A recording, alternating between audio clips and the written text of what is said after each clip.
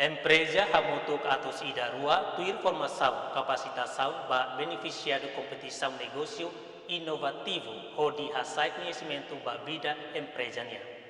Formação capacitação para beneficiário competição negócio inovativo hodi hasai conhecimento para vida empresa mutuk atus ida ruane halau iha matadouro segundane.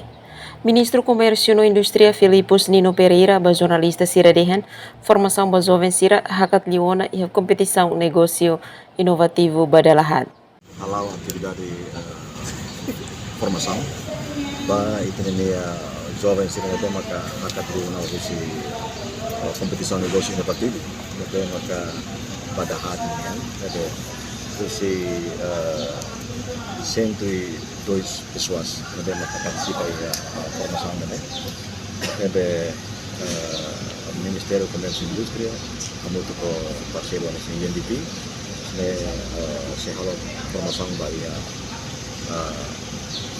etapa daluannya, jadi orang kita sehingga pessoas resta. Depois saya pagi firmaikan. Formação sini importante terus para jovem kan. Então saya empreendedor sih ada cara investi sini tidak. Nessa empresa do pensais. Governante nedihan hari ona fakto susisira ni sucesso. Também nação Hanesan Timor Leste agora fokus hela ba pilar desenvolvimento econômico precisa jovem barak na bihakarak aproveita atividade de negócio tanto ba cultura no pecuário, pescas, no turismo.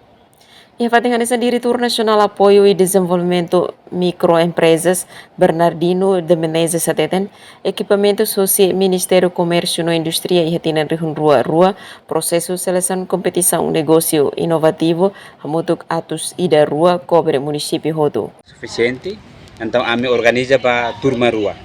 Turma primeiro, hahu lorong ohi dia 11, to ia dia 15.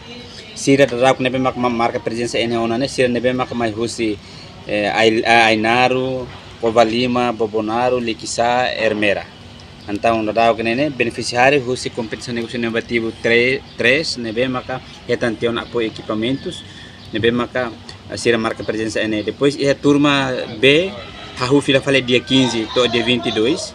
Nesira nebe maka orsida se mai husi município Aileu, Manufahi, Baucau, Lauten, Viqueque, Manatutu. Joanina Belo, STL News.